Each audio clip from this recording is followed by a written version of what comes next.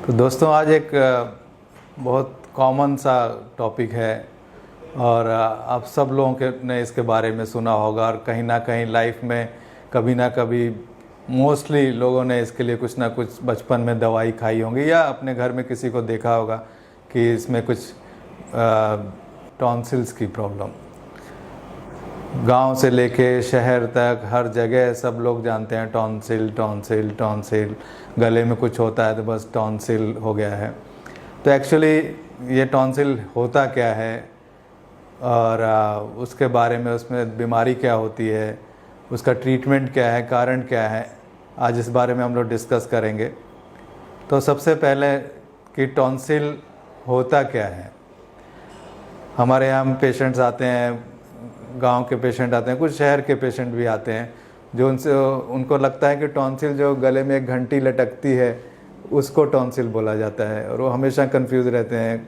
उनसे पूछ लेते हैं हम कभी कभी कि बेटा टॉन्सिल किसको बोलते हैं, तो वो कहते हैं वो घंटी लटक रही है उसी को टॉन्सिल बोला जाता है। तो बेसिकली टॉन्सिल गले के साइड में जो घंटी होती है उसे हम लोग यूवला बोलते हैं। यूवला के बगल में दो गोल गोल लड्डू की तरह मांस होते हैं जो बचपन में बच्चों में ज़्यादा देखे जाते हैं, तो उन्हें टॉन्सिल बोला जाता है।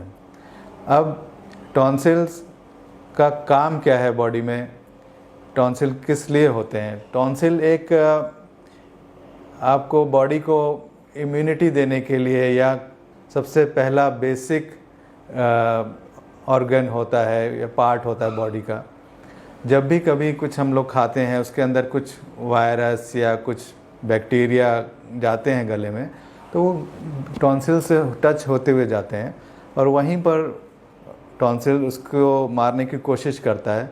इसे कहते हैं हम लोग लोकल इम्यूनिटी प्रोवाइड करता है। जब यहाँ से कुछ वायरस या बैक्टीरिया जाते हैं तो उसमें से कुछ वो सेल्स निकालता है, एम सेल्स या बी सेल्स बोलते हैं उनको, जो कि कीटाणुओं को मारने के लिए अंदर से एक तरह से एंटीबॉडी सिक्रीट करता है और ट्रैप कर लेता है वायरसेस को और बैक्टीरियाज को और उनको वहीं पर मारने की कोशिश करता है। इसके अलावा टॉन्सिल का लोकल इम्यूनिटी के अलावा दूसरा चीज़ होती है सर्वेलेंस मैकेनिज़्म। सेकेंड पार्ट में सर्वेलेंस मैकेनिज़्म बोलते हैं। सर्वेलेंस मैकेनिज़्म मीन्स कि जब कोई बैक्टीरिया वायरस जब टच होता है टॉन्सिल से और उसकी मात्रा ज़्यादा है या वो स्ट्रेन काफ़ी स्ट्रॉन्ग है, तो ये ब्रेन को और इम्यून सिस्टम को एक इन्फॉर्मेशन भेजता है कि ये कुछ ख़तरनाक टाइप का वायरस या बैक्टीरिया आ गया, हम लोगों को सिस्टमेटिकली पूरी बॉडी को लगना होगा इस कीटाणु को मारने के लिए। तो वो अपने सेल्स भेजता है, जैसे टी सेल्स बोलते हैं। और टी सेल्स पूरी बॉडी से अपनी इम्यूनिटी लिम्फोसाइट्स वगैरह सिक्रीट करता है और उस वायरस को पूरे बॉडी में फैलने से रोकता है और लोकली और सिस्टमिकली उसको मारने की कोशिश करता है। तो दो पार्ट होते हैं टॉन्सिल्स को काम करने के, एक लोकल जो यहीं पर मारने की कोशिश करता है और दूसरा सर्वेलेंस मैकेनिज़्म की वजह से इंफॉर्मेशन देता है ब्रेन को, जहाँ से कि एक स्ट्रॉन्ग इम्यून रिस्पॉन्स बॉडी से आता है वायरस को मारने के लिए। अब टॉन्सिल्स में प्रॉब्लम होती है तो उसे हम लोग टॉन्सिलाइटिस बोलते हैं। टॉन्सिलाइटिस दो तरह का होता है, acute tonsillitis and chronic tonsillitis. Acute tonsillitis होता है जो कि तुरंत हुआ और पेशेंट को बहुत ज़्यादा पेन हुआ लेकिन दवाई चली और वो ठीक हो गया। और क्रॉनिक टॉन्सिलाइटिस होता है कि एक बार ये हो गया इन्फेक्शन, उसके बाद वो बार बार उसका गला ख़राब होता रहता है, तो उसे क्रॉनिक टॉन्सिलाइटिस बोलते हैं। अब टॉन्सिल्स में टॉन्सिलाइटिस या सूजन होने के कारण क्या होते हैं, मेनली दो कारण होते हैं, एक वायरस से और दूसरा बैक्टीरियल इन्फेक्शन से।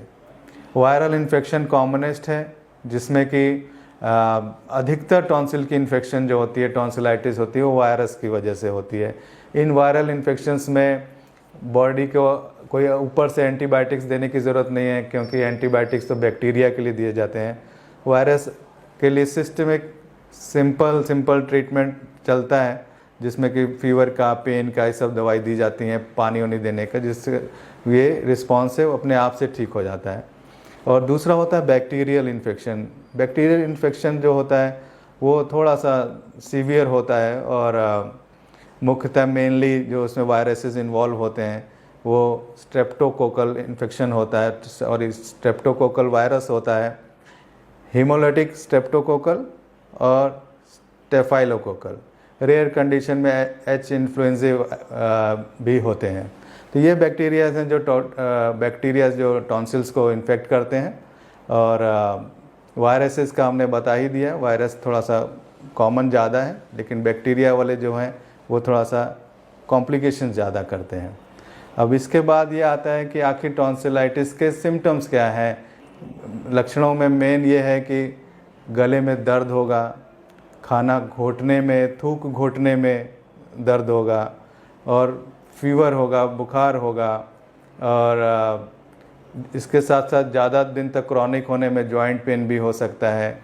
कुछ और प्रॉब्लम्स भी हैं जिसको हम लोग बाद में डिस्कस करेंगे।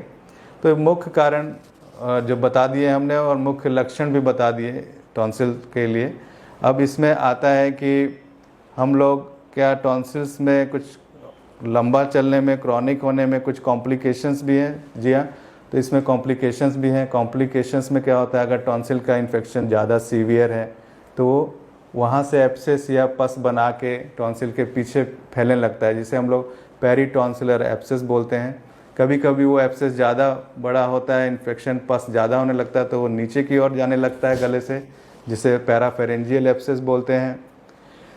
कभी कभी कुछ केसेस में ये बीमारी रिमेटिक फीवर हो जाती है, जिससे कि रिमेटिक फीवर जॉइंट्स में रिमेटिक आर्थराइटिस, और कभी कभी कार्डियक भी होता है। अब तो इतना रेयर ही हो गया है, अब ज़्यादा कॉमन नहीं है, लेकिन उसमें भी कभी कभी बैक्टीरियल एंडोकार्डाइटिस भी देखा गया है, जिसमें हार्ट में प्रॉब्लम हो सकती है।